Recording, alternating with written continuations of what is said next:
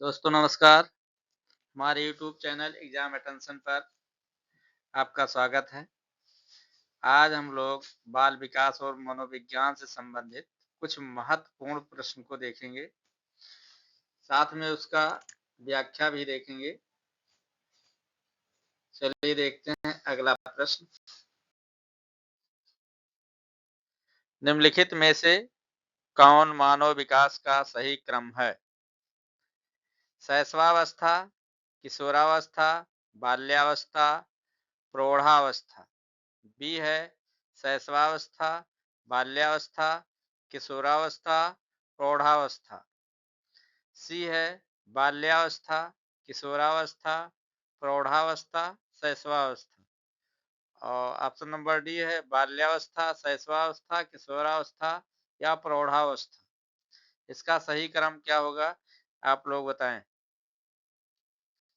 इसका सही क्रम होगा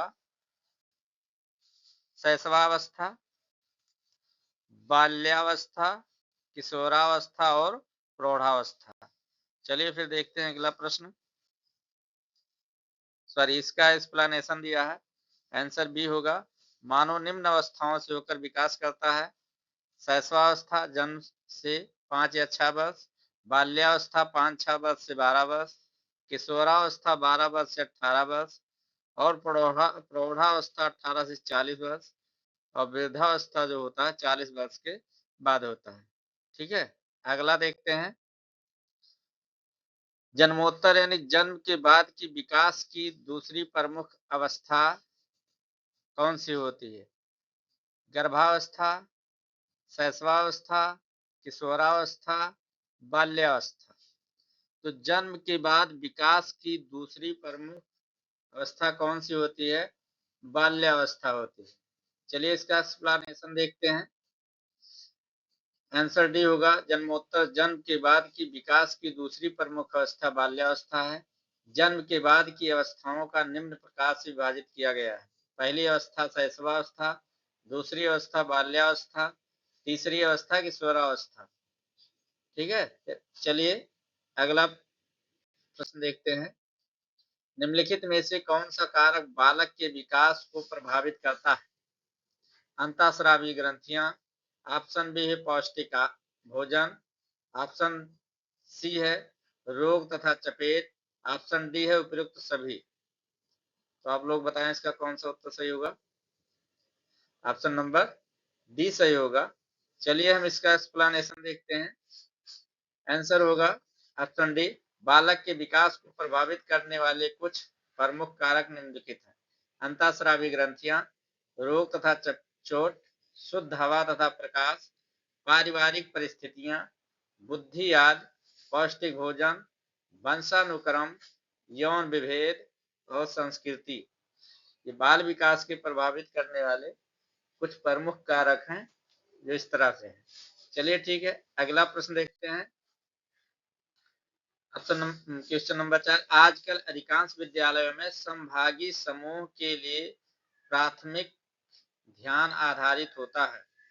ग्रेड स्तर पर, आयु स्तर पर, योग्यता स्तर पर, छात्र अनुराग स्तर पर।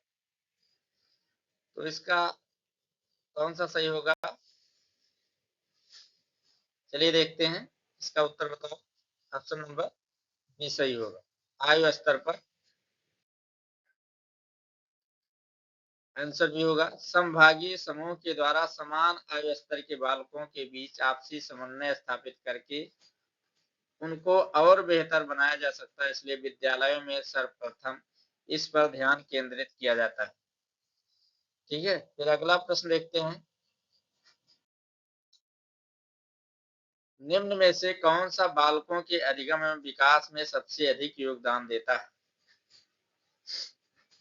ऑप्शन ए है परिवार, समवयस्क समूह और टेलीविजन, ऑप्शन बी है परिवार, समवयस्क समूह और अध्यापक, परिवार, खेल एवं कंप्यूटर, परिवार, खेल एवं पर्यटन। सबसे अधिक योगदान देता है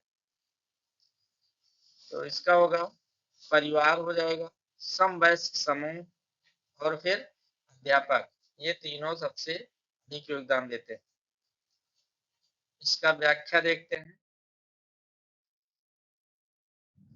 आंसर बी, बालकों की अधिगम एवं विकास में सबसे अधिक योगदान परिवार, समवयस्क और अध्यापक का होता है।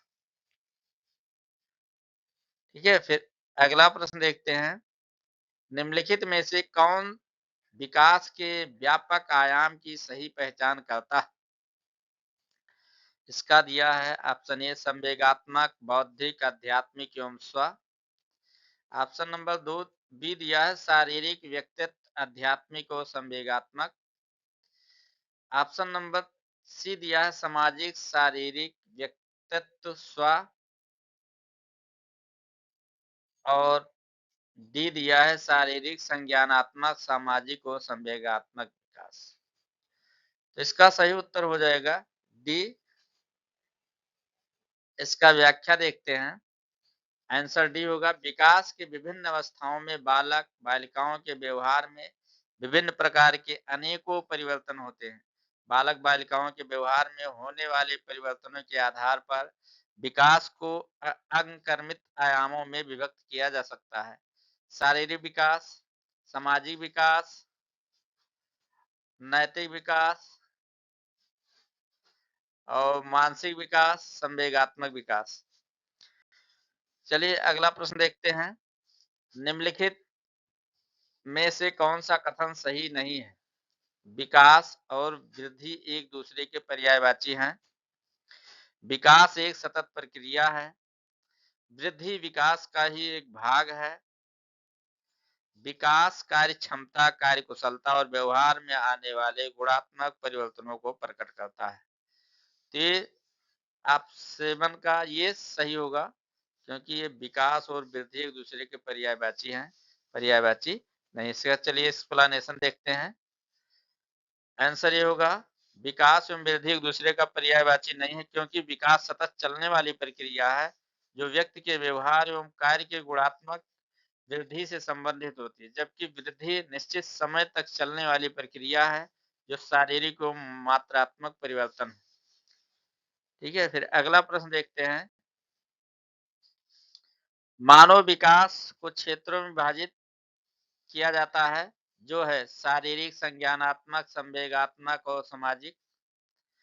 संवेगात्मक, संज्ञानात्मक, आध्यात्मिक और सामाजिक। मनोवैज्ञानिक, मनोवैज्ञानिक, संज्ञानात्मक, संवेगात्मक और सामाजिक। शारीरिक, ऑप्शन नंबर डी है जो शारीरिक, आध्यात्मिक, संज्ञानात्मक और सामाजिक। तो इसमें दो तो पहले ही कैंसिल कर सकते हैं, जो आध्यात्मिक और दो में दिया है, ये दोनों आप हटा सकते हैं। मानव विकास में शारीरिक होगा और संज्ञानात्मक, संवेगात्मक और सामाजिक। इसका एक्सप्लेनेशन देखते हैं। आंसर ये हुआ, मानव का विकास प्रत्येक क्षेत्र में साथ साथ होता रहता है, साथ ही साथ उनमें आपस में सामंजस्य भी स्थापित होता रहता है और वो एक दूसरे के पूरक के रूप में कार्य करते हैं, रहते हैं। मानव विकास में सबसे महत्वपूर्ण होता है शारीरिक विकास। इसमें मानव किसी भी कार्य को करने के लिए शारीरिक रूप से तैयार होता है। उसके बाद वह उस क्षेत्र के बारे में जानकारी लेकर और उसे अपने संज्ञान में लाकर उस पर विचार करता है। उसके बाद उस पर अपने विचारों को सोच समझकर उसे प्रस्तुत करता है और अंत में सामाजिक विकास की आवश्यकता होती है। ठीक है, ये आपको आज 8 प्रश्न था, आपके समक्ष प्रस्तुत किया गया। अगर ये प्रश्न आपको अच्छे लग रहे हैं, ऐसा प्रतीत होता है कि हाँ हमारे सिलेबस के अनुसार है, तो कंटिन्यू करिए। हमारे यूट्यूब चैनल को लाइक करें, सब्सक्राइब करें और शेयर करें। आपको बहुत बहुत धन्यवाद।